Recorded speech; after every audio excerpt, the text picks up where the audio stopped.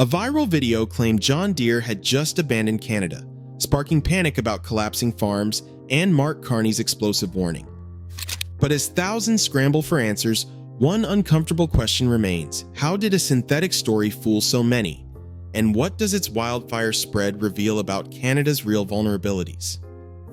To understand the truth behind the outrage, we need to start with how the lie took hold. The supposed proof behind the John Deere panic begins to unravel the moment the video is examined closely. The narration, which claims to break urgent news, is delivered in a voice that never slips or breathes. Each syllable clipped, every pause mechanical. Listeners note odd phrasing, sentences that flatten or repeat, and a lack of any natural rhythm. These are classic hallmarks of synthetic speech, produced by text-to-speech algorithms rather than a human narrator. The script itself stumbles with awkward transitions and dramatic overstatements, a pattern common in content designed to go viral. Hard cuts pepper the video, with abrupt changes in background noise and mismatched audio levels. These artifacts betray a rapid assembly from recycled clips, stitched together without care for context. Segments from Canadian and US news programs are spliced in, but the stories do not match the narration. Some clips are years old, others lifted from unrelated business shows. At several points, the video overlays AI-generated images, faces of politicians like Mark Carney and Danielle Smith, manipulated to appear angry or distressed. These images flicker between frames, their features subtly distorted, another sign of synthetic creation. A glance at the channel's history only adds to the suspicion. Although the channel claims to be a Canadian news source, its earliest uploads were in Dutch and later deleted. The current content started appearing only in late 2025, with a surge of sensational algorithm-chasing headlines. All these details point to a single conclusion: the viral video is not a reliable source, but a synthetic product assembled for maximum outrage and spread. Within just 4 days of its appearance, the John Deere production cut video racked up more than 200,000 views on YouTube alone. The numbers kept climbing as the story leapt from one platform to another, carried by reposts on X, TikTok, and Facebook. Automated accounts and high-frequency channels pushed the video into trending sections, while comment threads filled with outrage, speculation, and calls for political action. The channel behind the upload, Canadian Hub, had a history of recycled content and dramatic headlines, but this story hit a nerve, especially in rural and agricultural communities. Algorithmic recommendations did more than just surface the video. They drove it to the top of search results for anyone looking up John Deere, Canadian manufacturing, or farm equipment news. Bots and coordinated reposts created an echo chamber, making the story seem inescapable. Influencers with mid-sized audiences jumped in, adding their own commentary and fueling the spread.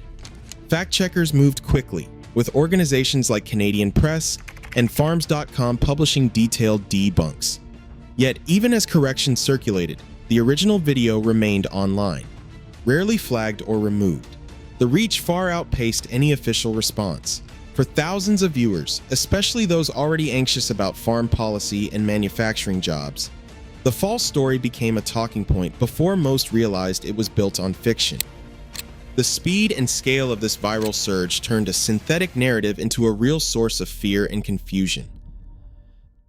John Deere's presence in Canada has followed a long arc of gradual retreat, shaped by global economics and corporate strategy rather than sudden shocks. The most significant milestone came in 2007 when the company announced the closure of its Welland Works plant in Ontario. That factory, which had been in operation since 1910 and once employed around 800 people, was a cornerstone of Deere's Canadian manufacturing. By 2009, the doors were shut for good, with production lines and equipment relocated mainly to Horicon, Wisconsin. The company cited a strong Canadian dollar, rising costs, and the need to streamline North American operations. Local union leaders questioned the move, arguing the plant was highly productive and deserved a future, but the decision was final. No major government incentives or interventions changed the outcome. Earlier in the decade, Deere had expanded its footprint in Canadian forestry by acquiring Timberjack in 2000. Over the following years, Timberjack's Ontario facilities were gradually folded into John Deere's global forestry business, with some plants rebranded and others consolidated or scaled back. These moves reflected a broader shift. Rather than investing in new Canadian manufacturing, Deere focused on distribution, sales, and service hubs in places like Mississauga and Langley. By the 2010s, the company's Canadian operations centered on logistics and finance, not production. While Deere has publicly committed more than $20 billion to United States manufacturing over the next decade, no similar investments have been announced for Canada. The Welland closure stands as the last major chapter in Deere's Canadian manufacturing story, leaving behind a network of distribution and service centers, but no large-scale assembly lines. For many, this slow withdrawal explains why panic over sudden factory exits can feel so believable, because the real exits happened quietly, years before the viral headlines. Dealer phones started ringing before sunrise, not with new orders but with questions and confusion. In rural Saskatchewan, a manager at a major equipment dealership pulled up the day's messages and found a dozen farmers asking if they would lose access to John Deere parts. The rumor, spreading fast online, left staff scrambling to reassure customers that their combines would not be stranded in the fields. But behind the counter, some employees worried too. Memories of the Welland plant closure in 2009 still lingered. Hundreds of jobs gone, families uprooted, and a local economy that never fully recovered. The idea that history might repeat itself hit close to home. In Alberta, a farmer scrolling through social media read that 115 jobs had supposedly vanished overnight. The figure was wrong. Those layoffs happened in Illinois, not Canada. But the anxiety was real. He called his local dealer asking if he should rush to order replacement parts for his harvester before the shelves went empty. The dealer, who had weathered the 2021 remanufacturing shutdown in Alberta, could only promise that the supply chain had not changed. Still, the fear of a sudden shortage was enough to make people hesitate. Across the prairies, the viral story triggered a wave of calls, canceled appointments, and nervous conversations in rural coffee shops. No new layoffs had hit Canadian dealerships, but the threat felt real enough to freeze business in its tracks. For families who depend on one good harvest to pay the bills, even a rumor can carry the weight of fact. The uncertainty alone was enough to stall equipment sales, delay repairs, and push already stretched communities closer to the edge. Mark Carney has spent years warning about the slow erosion of Canada's industrial edge. As a former governor of both the Bank of Canada and the Bank of England, his analysis carries weight in policy circles and boardrooms alike. Carney has pointed to a pattern: Canada's manufacturing sector struggling under heavier burdens than its global peers. He has spoken publicly about how high business costs, unpredictable regulations, and a patchwork of labor rules make it harder to attract and keep advanced manufacturing jobs. Among the most pressing issues, he has flagged Canada's severance obligations, which rank among the highest in the world. When companies face downturns or need to restructure, these costs can tip the scales against further investment. Carney's message is blunt: if the cost gap keeps widening, Canada risks sliding further behind as a destination for industrial growth.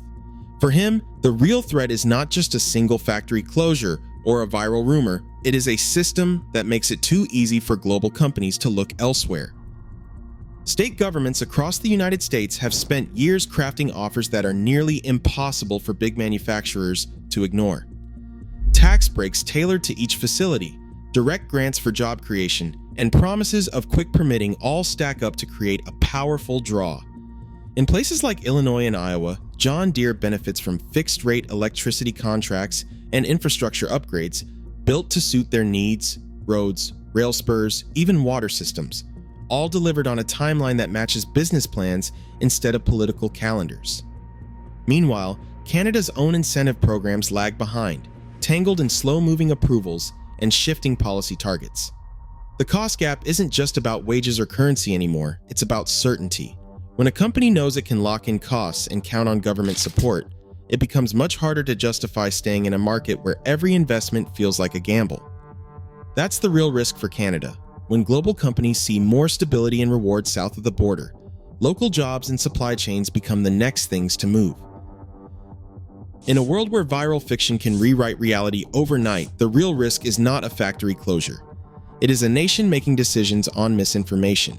Today, truth moves slower than outrage. If we ignore the facts, we lose more than industry. we lose the ability to shape our own future. Share your thoughts below.